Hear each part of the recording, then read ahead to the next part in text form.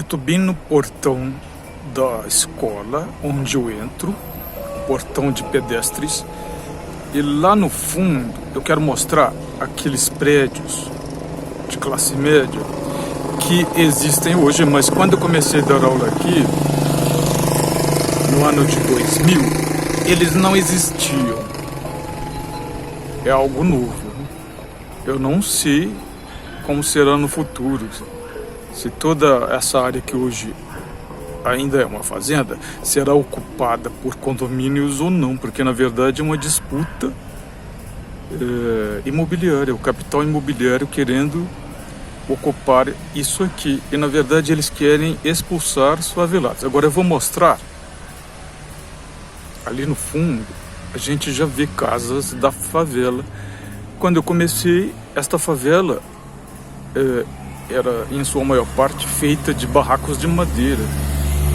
No atual momento ainda existe um ou outro que é de madeira, mas por causa dos governos Lula e Dilma, das políticas públicas e das políticas especificamente econômicas que o país cresceu, se desenvolveu, e também das políticas sociais e educacionais, a favela melhorou. Ela foi se urbanizando, foi se tornando barracos de alvenaria. Tudo isso eu presenciei nesses 22 anos que eu dou aula aqui no Raul Pila. Que é meu herói, gente, foi meu aluno, ele tá presente em muitos dos vídeos que eu fiz. Olha como o homem que ele se tornou hoje aqui. Por acaso eu estou chegando na escola, encontrei com ele. É muito fácil para mim encontrar com meus ex-alunos, porque eu ando de ônibus, eu ando pelo bairro aqui. Eu estou muito feliz por encontrar o Kellington. Tudo bem, Kelly? Bem. Você está bem de vida, Kelly? Bem, graças a Deus. Que bom. Aqui, minha gente, tem a placa de comemoração aos 40 anos da escola Raul Pila. Eu me arrependo 1000 vezes, porque fui eu que dei a ideia, como professor de história, que pesquisava a história dessa escola, de que a escola estava fazendo 40 anos, e que seria interessante fazer um projeto pedagógico para comemorar. Aí pegaram a ideia e deturparam completamente, fizeram tudo aquilo que eu não faria, que eu não faço, que não é a minha formação de professor de história para fazer. Então eles fizeram assim, fizeram a comemoração da escola, dos grandes homens, das diretoras, dos prefeitos, chamaram até no dia que teve a inauguração da placa. Vocês estão vendo a placa aí no fundo? Chamaram até vereadores. Gente, o que eu ia mostrar era o povo, eram os alunos negros, que não aparecem, que são excluídos dessa história aqui. Era a favela, também que é excluída. Então aí fizeram uma placa, ainda bem que eu não estava no dia, fiz de tudo para não estar presente naquela presepada, porque o que eu propus não era nada disso, era a história onde o povo aparece. O povo é que eles é que são os protagonistas, e não esses grandes homens. Aí sabe o que aconteceu? Olha aqui a placa. Anos depois ela está enferrujada. Ou seja, todo o dinheiro que a escola gastou inutilmente. E eu fico revoltado com isso. Para que essa placa inútil? Que na verdade é o que mostra a concepção que se tinha de história na época, da equipe gestora da época, uma concepção de história completamente avessa à formação de professores de história. Não é assim que nós somos formados para esse tipo de história tradicional, que exclui povo, que exclui o cotidiano, que exclui a face negra dos alunos, que exclui os próprios professores. Aqui está humanizado quem? É só ler ali. Agora ela está enferrujada. Não adiantou nada homenagear essa gente, porque na verdade eu estou aqui para mostrar uma outra história. São 22 anos que eu ensino uma outra história, a história a partir do ponto de vista do povo. Gente, essa escada aqui, ela é importante, saber por quê? Porque tem uma foto clássica, eu chamo clássica, faz parte da história dessa escola, dos anos 70. Então a gente vê aqui, a escada ainda existe, ela foi reformada, não é exatamente a mesma escada. Quando eu comecei a dar aulas aqui, aquela escada estava meio acabada, toda rachada. Então essa escada que existe aqui com esse corrimão de ferro, ela é fruto da reforma de 2004 e 2005. Então não é exatamente a mesma escada, mas é a escada original. E ali tinha os alunos branquinhos. Isso que chama atenção, né? Nos anos 70, primeira metade dos anos 1970, esta escola era branca. O que aconteceu com ela para ela depois se tornar majoritariamente negra? É que a favela começou no final dos anos 70. E o que aconteceu com aqueles branquinhos que moravam no bairro que estava mais para lá, que eu já mostrei, mais para o lado do asfalto, para a Avenida José Bonifácio?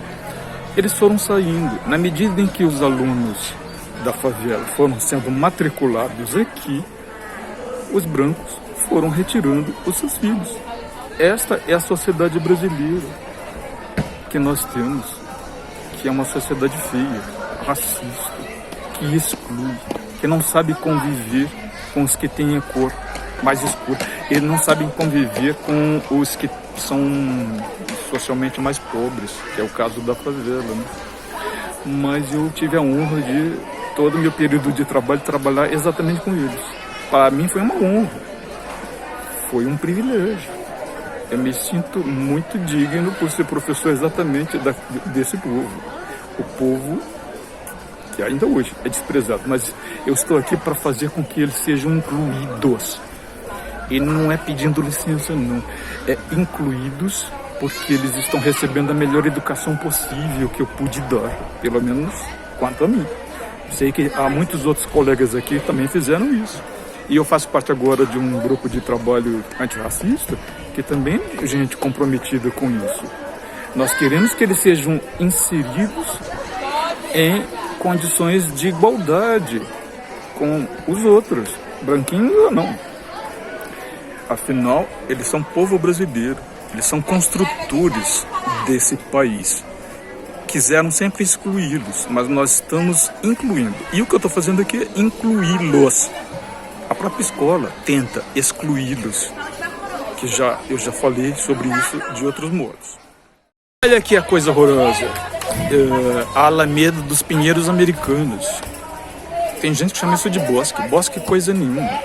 Isso aqui é uma agressão à natureza originária do país, uma agressão ao bioma original de Mata Atlântica.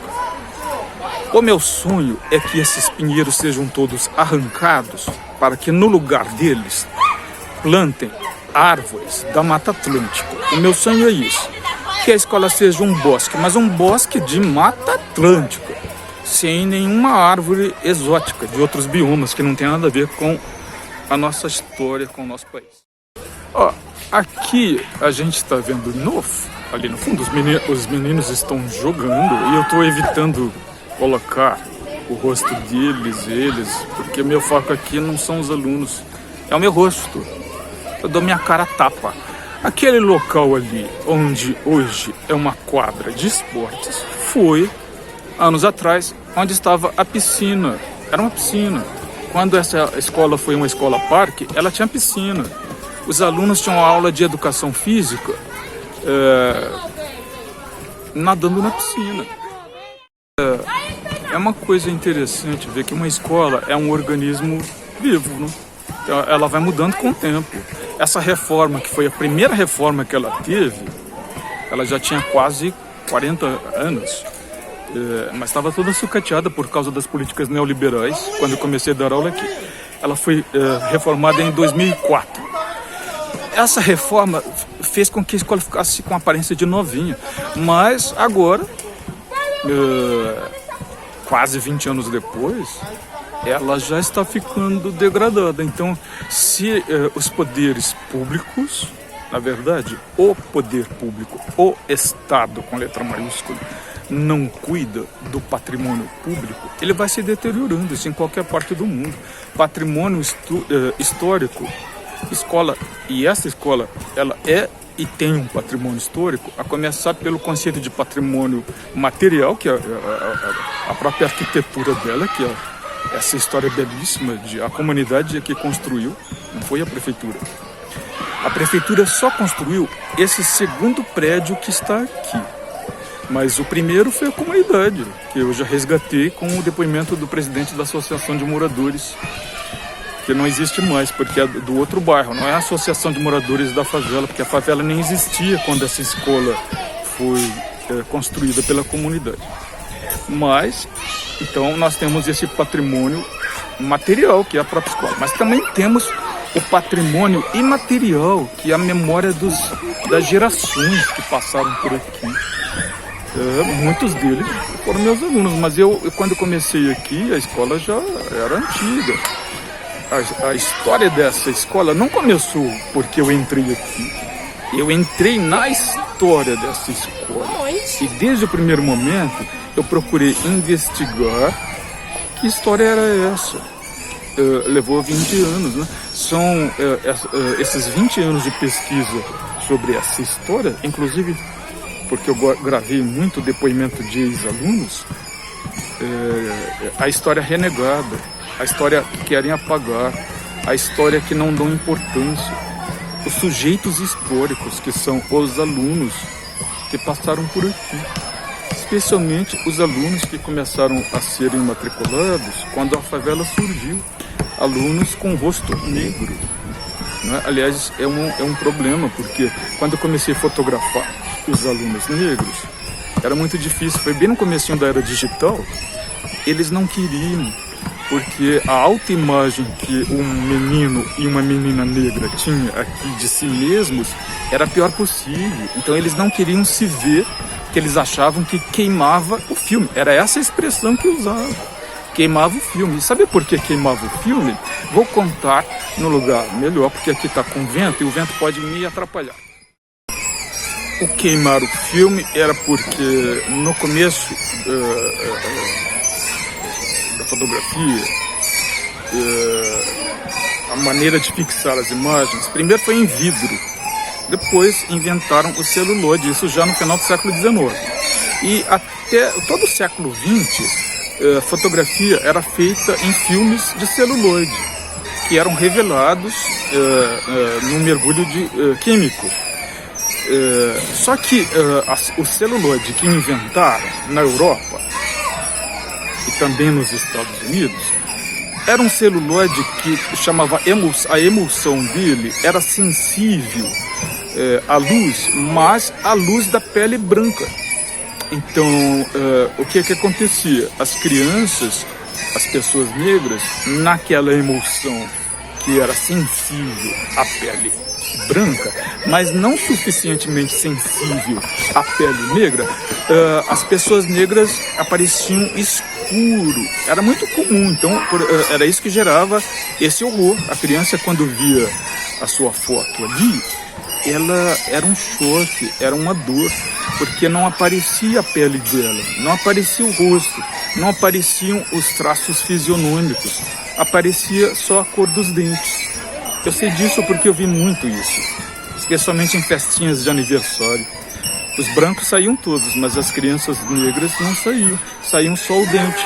Então, assim, por causa do racismo estrutural brasileiro, os brancos, os meninos que gostavam de insultar seus colegas negros, diziam: ai, queimou o filme.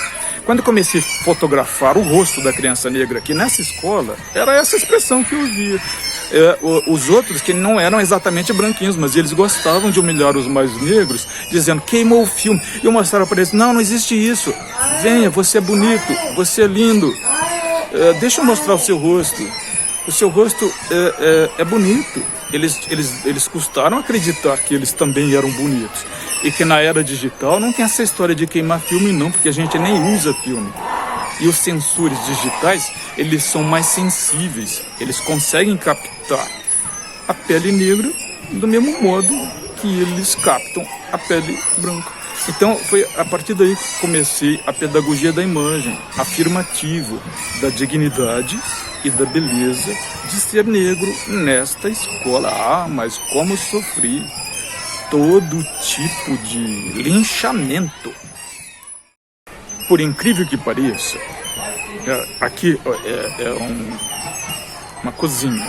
Mas quando eu comecei a dar aulas, esse lugar aqui era o posto avançado da Guarda Municipal, porque era o governo do Chico Amaral, do partido do Maluf, um partido de direita. E a escola foi transformada como posto avançado de Guarda Municipal. Era esse o descalabro. Escola, aí o Michel Foucault tinha razão, né, do vigiar e punir. Local de vigiar e punir quem?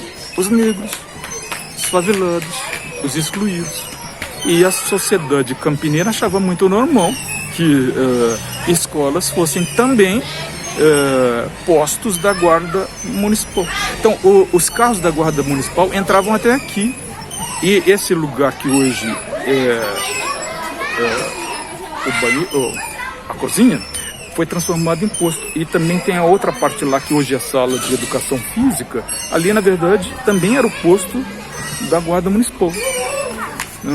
Eu presenciei quando a escola pediu para tirar a Guarda Municipal de dentro dela, porque era muito comum eu encontrar cenas da Guarda Municipal pegando alunos nossos daquela maneira truculenta que a polícia faz e colocando eles na terra. Por quê? Porque eles são negros. Mas só que eles faziam aqui dentro da escola. Por quê? Porque aqui era um posto avançado da Guarda Municipal. Então, quando se tirou a Guarda Municipal de dentro das escolas, fazendo aquelas truculências, a mera presença deles aqui, porque os alunos, eles tinham uma aversão total à Guarda Municipal, por razões históricas, existenciais, sociais e psicológicas, das memórias da favela, né? Então, quando eles saíram daqui, o clima interno da escola melhorou, porque a repressão saiu, os corpos dos repressores saíram, ou seja, a Guarda Municipal. Depois que a escola passou a ser integral, essa parte aqui de cima ficou dedicada o dia inteiro, né, o primeiro ao quinto ano. Mas quando eu comecei a dar aula aqui, não, a gente dava aula aqui também. Até 2014, eu dei aula aqui nesse pavilhão de cima, que a gente às vezes brincava, porque quando eu comecei a dar aulas aqui, o livro mais famoso, o mais tirado da biblioteca, era o Carandiru, escrito pelo médico Drauzio Varela, que depois gerou aquele filme, Carandiru. Aliás, um filme também muito assistido, todo mundo, todos os alunos tinham assistido aquilo lá. E a gente brincava dizendo que aqui era o pavilhão 9, aqui era o pavilhão. Eu acho que talvez porque ainda tivesse muito de presídio, né, na escola. Teve o posto da Guarda Municipal aqui, mas por causa da nossa resistência, na nossa luta coletiva de educadores, nossas escolas municipais não se tornaram presídios com câmeras registrando e vigiando, como a rede estadual virou. Eu dei aula numa escola anterior, antes de me efetivar na rede municipal, Orlando Signorelli, que é lá na região do Dixis. É uma escola de 2.000 alunos, muito grande. Mas era muito deprimente para mim, porque para chegar na sala de aula, eu tinha que atravessar várias grades com vários cadeados, de tal modo que parecia que eu estava entrando num presídio. Os muros altíssimos e de concreto eram um presídio. Ou seja, vigiar e punir quem? O povo, que tem cor. Eu não preciso voltar a dizer por quê, né? Aqui, pelo menos, nós evitamos isso. Essa coisa deprimente de dar aula numa escola que mais parece um presídio do que uma escola libertadora, né? É isso que eu sempre quis, uma educação libertadora. Aqui no fundo da escola, eu tenho uma foto pessoal que eu tirei daqui quando eu comecei a dar aula, e ainda usando o sistema analógico, né, os filmes. Então, naquele tempo, era caro e o salário era, eu já falei como é que era o salário aqui, não vou repetir. Eu não tinha dinheiro suficiente para ficar tirando muitas fotos, não, porque era caro tirar foto, comprar filme, mandar revelar, mandar tirar cópia. Mas eu tenho uma delas, aqui estava muito precarizado, sucateado. Agora está bonitinho, aqui. A reforma aqui, a reforma aqui foi muito legal, nesse aspecto aqui, porque melhorou uma coisa que estava degradando aqui. É uma reforma recente, foi do ano passado para cá. Então, eu falo com ele criticamente de coisas que... mas o conceito que eu tenho de criticidade eu preciso expressar aqui. Aprendi com o próprio Paulo Freire, que criticidade não é meter o pau. Criticidade é analisar a realidade com critérios. Então eu estou usando os meus critérios. Muitos deles eu já revelei quais são. Que é uma longa trajetória de formação, inclusive formação continuada que continua acontecendo na minha vida. Agora mesmo, nesse GT antirracismo, eu tomei conhecimento de um autor que eu não sabia que era esse colombiano que criou o conceito de pesquisa-ação participativa, que é o Fausto Borda. Eu fiquei encantado, porque esse conceito de pesquisa-ação, ele foi muito empregado aqui por um professor da Unicamp, autoritário, que tinha feito já com uma outra escola um projeto financiado pela FAPESP, e que resultou na publicação de um livro que, por acaso, eu comprei. O título do livro é Reinventando a Escola Pública por Nós Mesmos. Então eu fui um dos que defendi que ele viesse aqui dar curso. Esse que soltou todos os cachorros em cima de mim, numa das reuniões, que na primeira fase, que a proposta dele era reeditar o projeto dele financiado pela FAPESP, porque ele fez um projeto que estava para ser aprovado pela FAPESP, era para incluir, inclusive, professores como pesquisadores recebendo bolsas. Esse era o projeto original. Aí houve reviravoltas de governo federal e estadual, né? E eu não sei exatamente em detalhes o que aconteceu, mas o projeto original foi totalmente deturpado. Ele virou depois só projeto com equipe de gestura. E, ao fim e ao cabo, o tal projeto de um professor da Unicamp, todo poderoso, chefe de departamento, se não me engano, pelo menos se ele não era chefe de departamento, ele tinha a postura de um chefe de departamento, um senhor feudal do saber, né? Que chegava aqui citando Gramsci, gente. No livro dele, Reinventando a Escola Pública por Nós Mesmos, começa citando Gramsci. Ora, eu li toda a obra de Gramsci, desde a minha juventude universitária, desde os 20 anos. Eu não vi onde que estava Gramsci na postura desse professor centralizador, autoritário. O curso dele era todo baseado em slides de PowerPoint. Assim, cadê Paulo Freire? Não era uma aula dialógica que ele dava, era uma aula magistocêntrica, autoritária, do mestre de cátedra, impondo a visão dele. Aqui era o curso de planejamento. Eu fiz esse curso, que ele geriu em sala de aula, porque nós somos alunos dele, da maneira mais autoritária possível, mas citando Gramsci, falando de Paulo Freire. E eu pesquisei muito, sabe, porque eu acho que ele estava acostumado a ver professores de escola pública, assim, como débeis mentais, deve ser. Ou gente puxa-saco que estava acostumado a ir lá na Unicamp, beijar os pés dele para conseguir as bênçãos da sua graça, a santidade, o sumo pontífice de planejamento de políticas públicas. Era esse o teor dos artigos, dos papers, coisa que Darcy Ribeiro dizia, né? Ele descia a lenha nessa gente colonizada que ficava repetindo teses de europeus e norte-americanos, achando que estavam criando algo novo, doutorados, imitação de teses europeias ou norte-americanas, do norte atlântico.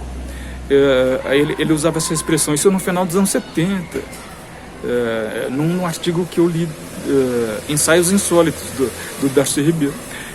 ele desce a lenha nesse tipo de pós-graduação e pós-graduado, que, aliás, foi gerado em plena ditadura militar, né? Que eram pessoas especializadas em escrever papers. Ele usava a palavra em inglês, que até hoje é usada, papers, in English. I know English. I can speak English. And I can write and I can read English. Very well. I understand. But I'm a Brazilian, que é a minha língua.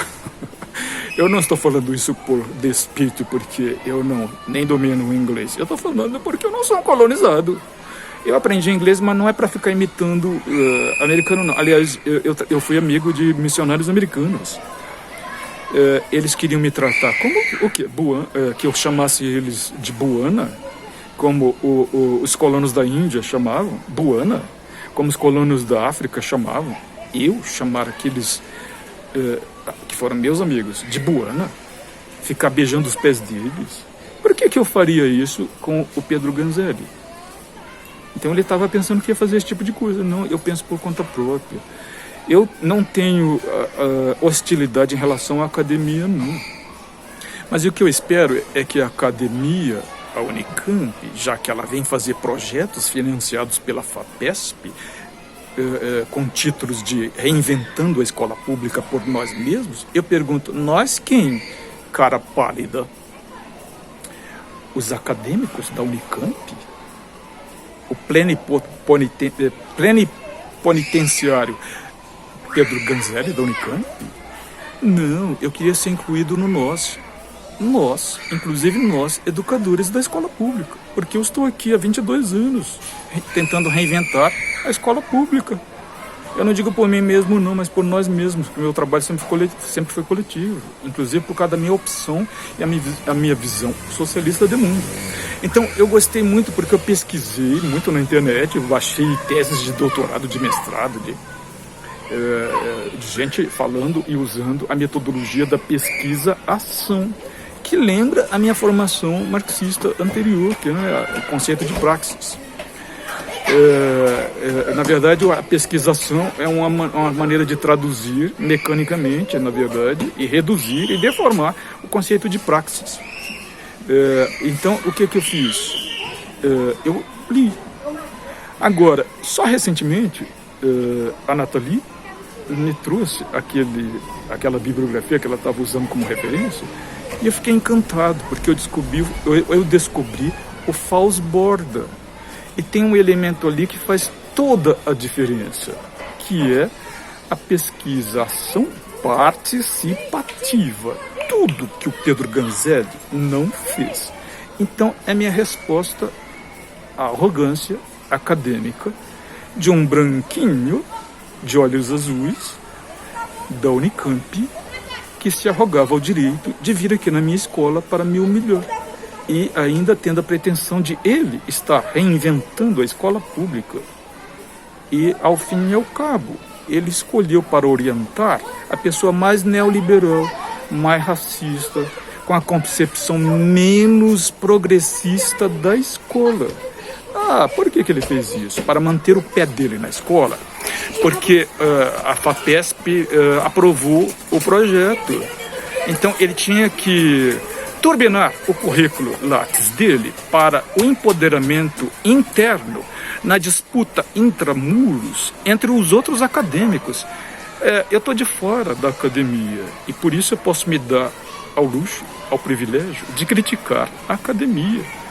O Brasil se desenvolveu tanto, pelo menos até 2014, a ponto de a sociedade civil brasileira ser tão complexa que é ridículo pensar que a universidade pública tem um monopólio da produção do conhecimento científico nesse país. Olha, eu passei esses anos todos provando que uma escola pública simples como esta também pode produzir conhecimento científico. E não foi por causa de apadrinhamento de Pedro Ganzelli que eu produzi os meus artigos científicos aqui, não. Aliás, eu estou encerrando a minha carreira municipal de professor de história sem titulação alguma, e não quero. porque, na verdade, pesquisar, aprender, escrever, conhecer, criar, não é privilégio de academia. Isso eu aprendi com Van Gogh, que nem chegou ao nível superior, mas, no entanto, gerou essa obra de valor que marcou a história da arte. E também com um historiador que também não chegou ao nível superior, que é Capistrano de Abreu. No entanto, Capistrano de Abreu, ele criou obras que são clássicas para a historiografia brasileira. Tem mais de 100 anos as obras dele e ainda são atuais.